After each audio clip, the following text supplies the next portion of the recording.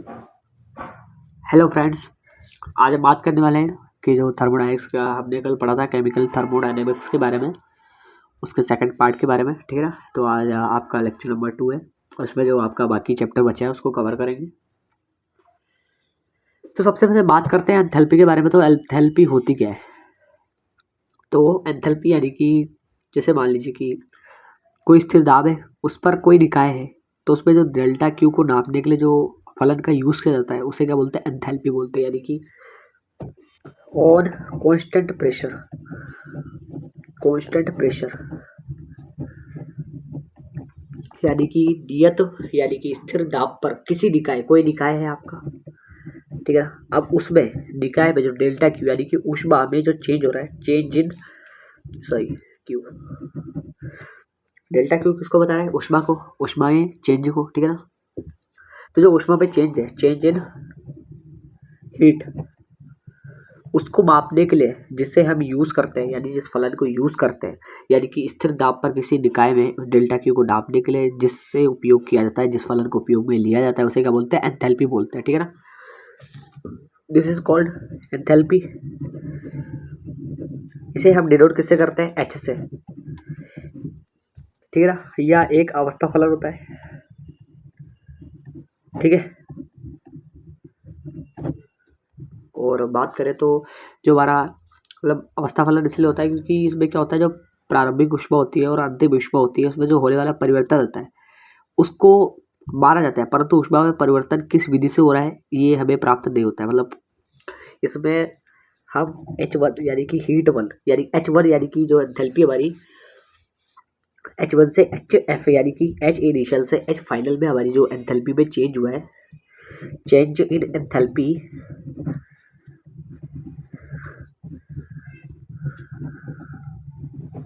ठीक है। तो ये किस मेथड से हुआ है इसके बारे में ये नहीं बताता, इसलिए क्या हुआ, यह एक अवस्था फलन है, ठीक है ना। विच मेथड यानी कि जिस मेथड से हुआ है उस मेथड का नाम हमें नहीं मालूम, ठीक है।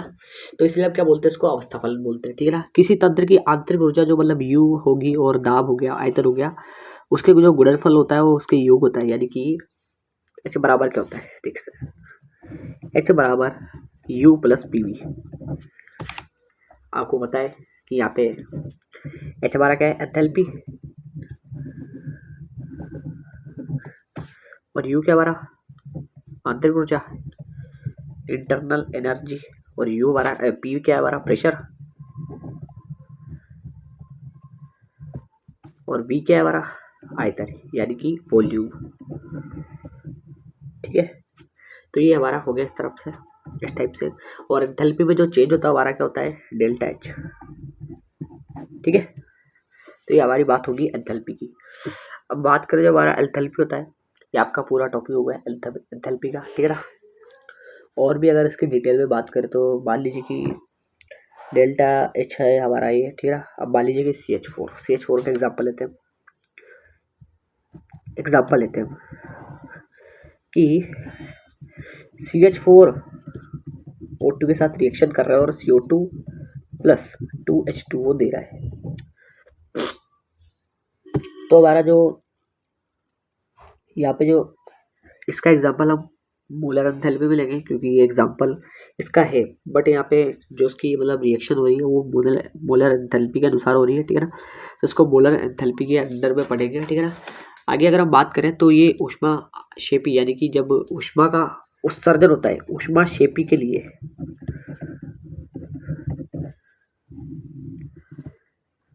यानी कि एक्सोथर्मिक रिएक्शन जो होती है ऊष्माक्षेपीय अभिक्रिया, आपको पता है कि ऊष्माक्षेपीय अभिक्रिया में क्या होता है? ऊष्मा का उत्सर्जन के लिए जो डेल्टा एच होता है वो क्या होता है? क्या होना चाहिए? पॉजिटिव कि या नेगेटिव? नेगेटिव होता है। क्यों? क्योंकि यहाँ पे ऊर्जा बाहर जा रही है, यानी कि ऊर्जा में क्या हो रही है? कमी हो रही है, तो यहाँ पे नेगेटिव होगी इसकी वैल्यू। अब बात करें ऊष्मा शोषी अभिक्रियाओं की, तो ऊष्मा शोषी यानी कि ऊष्मा का अवशोषण, ठीक है, यानी ग्रहण किया जाता है ऊष्मा को। तो ऊष्मा शोषी अभिक्रिया के लिए इसका मान क्या होता है? पॉजिटिव होता है, ठीक है ना। ऊष्मा शोषी के लिए क्या होता है? पॉजिटिव होता है। उसके बाद और क्योंकि इसमें ऊर्जा का क्या होता है, अवशोषण होता है। बात करें मानक एंथैल्पी के बारे में। अब मानक एंथैल्पी होती क्या है, स्टैंडर्ड एंथैल्पी।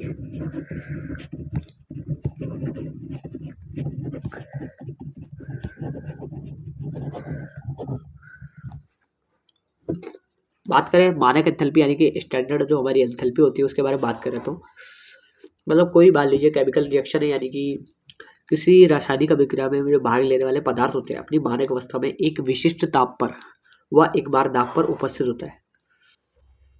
कहने का मतलब क्या है, कोई केमिकल रिएक्शन, ठीक है ना, इसमें जो भाग लेने वाले पदार्थ है एलिमेंट्स,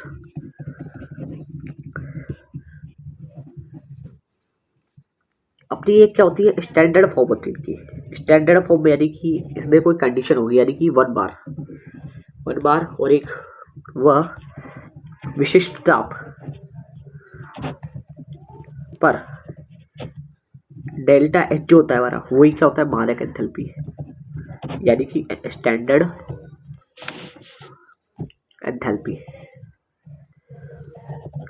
यानी कि तात्पर्य यहाँ पे क्या है, कोई मान लीजिए कि किसी रासायनिक अभिक्रिया मतलब जो हमारी रासायनिक अभिक्रिया होती है उसमें जो भाग लेने वाले पदार्थ होते हैं अपनी मानक अवस्था में, यानी कि अपनी मानक अवस्था यानी कि एक ऐसी स्टैंडर्ड सिचुएशन होती है, यानी स्टेट होती है कि वहाँ पे जो एक विशिष्ट ताप और मतलब एक ऐसा टाइम आता है कि जो केमिकल रिएक्शन होती है, रासायनिक अभिक्रिया होती है, उसमें जो लेने वाले जो पदार्थ होते हैं ना, वो क्या करते हैं इसी मानक अवस्था में जब वह एक बार दाब पर और एक विशिष्ट ताप पर उपस्थित होते हैं तो जो एंथैल्पी में जो चेंज आता है ना उसे क्या बोलते हैं, मानक एंथैल्पी बोलते हैं।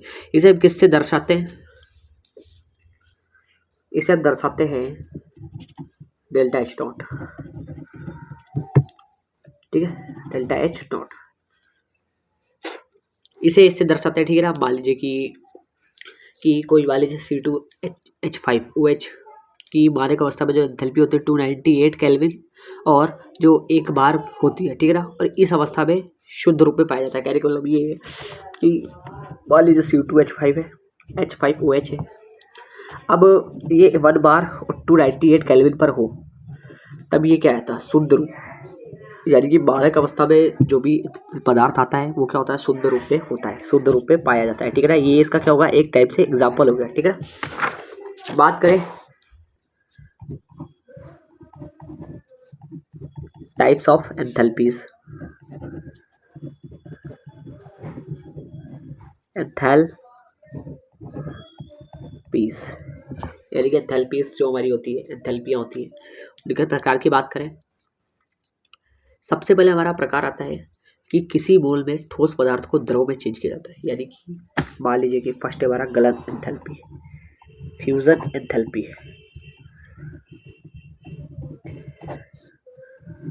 फ्यूजन एंथैल्पी, एंथैल्पी अब क्या होता है इसमें कि जो फ्यूजन एंथैल्पी होती है, मान लीजिए जो हमारा मान लीजिए कोई एक मोल है, इन 1 मोल जो ठोस से द्रव में चेंज होता है, यानी कि सॉलिड से लिक्विड में, जो सॉलिड टू लिक्विड चेंज होता है, चेंज करने के लिए मतलब जो एंथैल्पी परिवर्तन, इसको चेंज करने के लिए यहाँ से यहाँ एक मोल में ठोस से द्रव में चेंज करने के लिए जो डेल्टा एच होता है ना, वो क्या होता है, फ्यूजन एंथैल्पी, यानी कि delta fusion H mu naught, ठीक है, ये इसका साइन होता है, ठीक है। अब इसकी बात करें तो इसकी एंथैल्पी चेंज में मतलब कितना चेंज आता है, तो ये हमारा आता है लगभग 6.0 करके कुछ आता है ऐसा, किलो जूल मोल इनवर्स, ये इसका क्या होती है, वैल्यू होती है। देखिए गलत एंथैल्पी वापिस से सुनते हैं कि जैसे मान लीजिए एक मोल में ठोस को द्रव में चेंज करने के लिए जो हमारी डेल्टा एच होती है ना, वही क्या होती है, गलत एंथैल्पी। उसको हम किससे दर्शाते हैं, डेल्टा फ्यूजन एच नॉट से, ठीक है ना। मान लीजिए कि जैसे मतलब बर्फ़ को पिघलाकर जल बनाने में जो ऊष्मा की आवश्यकता होती है, बर्फ़ पिघलाना मतलब जो स्थिर अवस्था एक बार पर होती है, ठीक है ना। और ठोस का गलना हो गया, ये क्या होती है, एक ऊष्माशोषी अभिक्रिया होती है क्योंकि इसमें ऊष्मा व ऊष्मा का क्या होता है, उत्सर्जन होता है। इसलिए मतलब यहाँ पे डेल्टा एच क्या होता है, नेगेटिव होता है, ठीक है ना, डेल्टा एच यहाँ पे नेगेटिव होता है, ठीक है। आगे बात करें वाष्पन एंथैल्पी यानी कि वेपराइजर एंथैल्पी के बारे में। वाष्पन एंथैल्पी, वाष्पन एंथैल्पी, वाष्पन एंथैल्पी के बारे में बात करें, कोई एक नल द्रव है, उसको स्थिर ताप पर दाब एक बार पर वाष्प अवस्था में परिवर्तित करने के लिए होने वाली एंथैल्पी चेंज को क्या बोलते हैं, वाष्पन एंथैल्पी। यानी कि तात्पर्य क्या है यहाँ पर हमारा कि इन वन मोल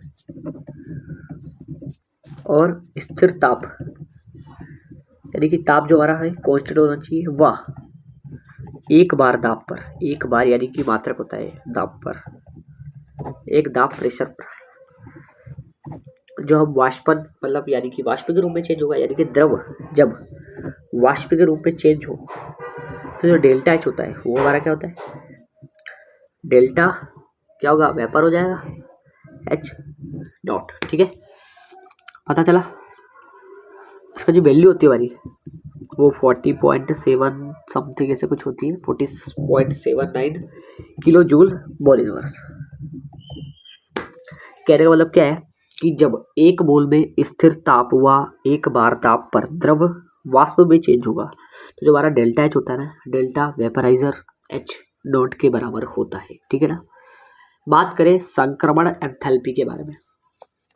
नेक्स्ट है हमारा संक्रमण एंथैल्पी। संक्रमण एंथैल्पी, संक्रमण एंथैल्पी के बारे में बात करें तो किसी एक मोल ठोस पदार्थ को एक क्रिस्टलीय अवस्था में दूसरी क्रिस्टलीय अवस्था में परिवर्तित करने के लिए जो एंथैल्पी चेंज होता है उसे क्या बोलते हैं, संक्रमण एंथैल्पी। यानी कि मान लीजिए कि आपने फिर से एक मोल लिया, अब एक मोल जो हमारा ठोस पदार्थ है उसको क्रिस्टलीय अवस्था में दूसरी क्रिस्टलीय अवस्था, यानी कि एक मोल में किसी ठोस पदार्थ को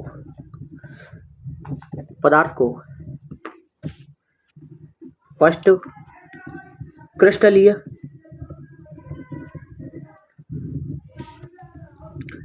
अवस्था से सेकंड क्रिस्टलीय अवस्था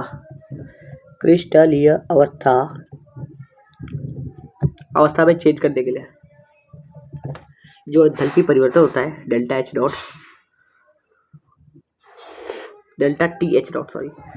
टी एच, इसे क्या बोलते हैं, जैसे कि मान लीजिए जैसे कार्बन है, अब हीरा है, हीरे को अपन तोड़ेंगे तो किस में चेंज होगा, ग्रेफाइट में। तो यहाँ पे जो मतलब एक क्रिस्टलीय अवस्था से दूसरी क्रिस्टलीय अवस्था में चेंज किया गया तो कार्बन हीरा ग्रेफाइट में चेंज होगा, ये क्या हमारा संक्रमण एंथैल्पी है। इसकी वैल्यू क्या होती है, -189 किलो जूल मोल इनवर्स, ठीक है। आगे चलते हैं तो ऊर्ध्वपातन प्रक्रम एंथैल्पी। अब यहाँ पे बोल सकते हैं जैसे कि जो वाला संक्रमण एंथैल्पी में कि यह एक ऊष्माक्षेपीय अभिक्रिया होती है, क्योंकि हीरो को जब ग्रेफाइट में चेंज करेंगे तो ऊष्मा को तंत्र से बाहर निकाला जाएगा, जिसलिए जो ग्रेफाइट होता है ज़्यादा अधिक स्थायी होता है, ठीक है। अगर अब बात करें आगे तो ऊर्ध्वपातन प्रक्रम एंथैल्पी के बारे में, तो एक मोल ठोस पदार्थ के द्रव्य में बदले बिना सीधे वाष्प में बदल जाने की जो प्रक्रिया होती है, यानी कि ठोस से डायरेक्ट वाष्प में चेंज, एक मोल ठोस पदार्थ है, अब वो डायरेक्ट वाष्प में भी चेंज हो रहा है तो उसमें जो चेंज में हमारा जो डेल्टा एच होगा वो क्या होगा,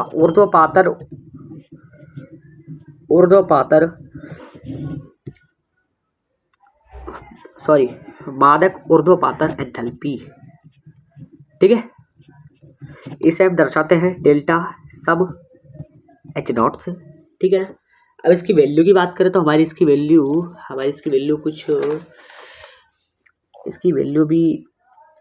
वैल्यू क्या होती है,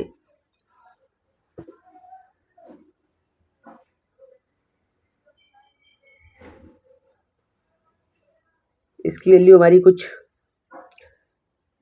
1.89 करके कुछ होती है, सॉरी इसकी वैल्यू तो 1.89 होती है, सॉरी, ठीक है ना। और इसकी वैल्यू मैं कमेंट में बता दूंगा, इसकी वैल्यू याद नहीं आ रही अभी मुझे, ठीक है। आगे बात करें तो मानक विरचन एंथैल्पी, ठीक है, ठीक है ना। तो मानक विरचन एंथैल्पी के बारे में बात करेंगे, ठीक है। किसी यौगिक में एक मोल को उसके अवयवी तत्वों जो अपने अपने मतलब सबसे जो स्थायी रूप में लिए गए हों से बनाने पर होने वाला जो चेंज होता है उसे बोलते हैं मानक मोलर विचरण एंथैल्पी, ठीक है ना। वैसे एग्जाम से में आता नहीं है तो इसको छोड़ भी सकते हैं, ठीक है। आगे बात करें तो अगला हमारा है लाप्लास का नियम, लाप्लास लॉ।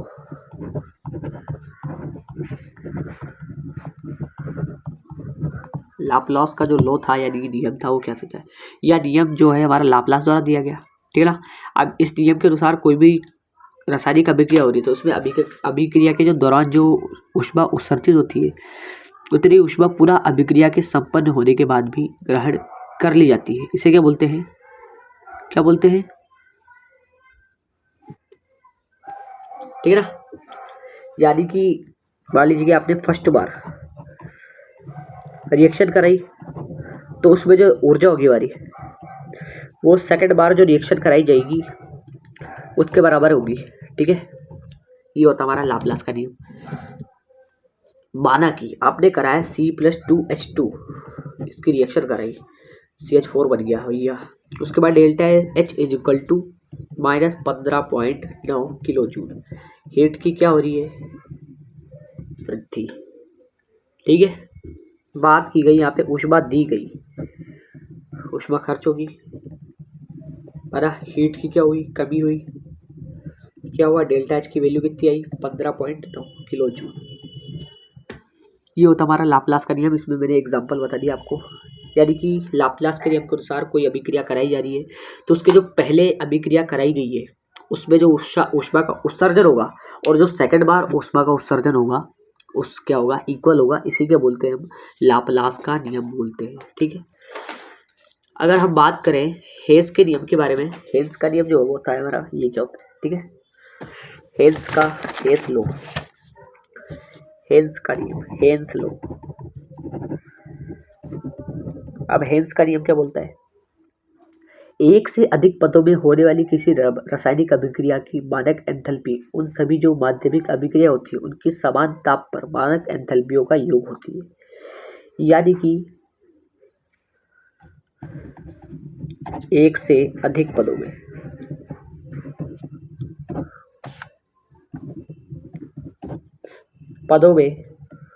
होने वाली केमिकल रिएक्शंस का की मानक एंथैल्पी यानी कि स्टैंडर्ड एंथैल्पी को एंथैल्पी उन सभी माध्यमिक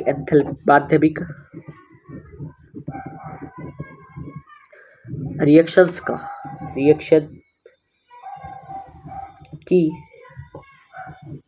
मानक एंथैल्पियों यानी कि एसई के का योग होती है, ठीक है। अब क्या होता है इसमें कि जैसे कि मान लीजिए इसमें क्या होता है, संपूर्ण अभिक्रिया को क्या होता है, विभाजित किया जाता है, ठीक है ना। या मतलब कोई रासायनिक अभिक्रिया है एक पद में है तो कई पदों में जो भी उसकी अभिक्रिया हो रही है उस मतलब उसमें जो कुल एंथैल्पी का चेंज होगा वो क्या होगा, समान होगा, ठीक है, इक्वल होगा। तो ये हमारा हेल्स का लॉ हो गया, बहुत आसान था। इस तरह मैंने आपका पूरा चैप्टर खत्म करा दिया है, ठीक है ना। अगर हम बात करें कुछ प्रश्नों की तो मान लीजिए कि एक प्रश्न है, मान लीजिए कि खुला निकाय किसे कहते हैं। तो आपको पता है कि खुला निकाय किसे कहते हैं, द्रव्य या ऊर्जा के मध्य जब हमारा आदान प्रदान होता है, ठीक है ना, तो उसे क्या बोलते हैं हम, खुला निकाय बोलते हैं, ठीक है। यदि बात करें ऊष्मागतिकी का प्रथम नियम क्या बोलता है, तो ऊर्जा संरक्षण का नियम ही क्या होता है हमारा, ऊष्मागतिकी का प्रथम नियम। तो ये भी कर सकते हैं, ऊष्मागतिकी का शून्य नियम भी लिख सकते हैं।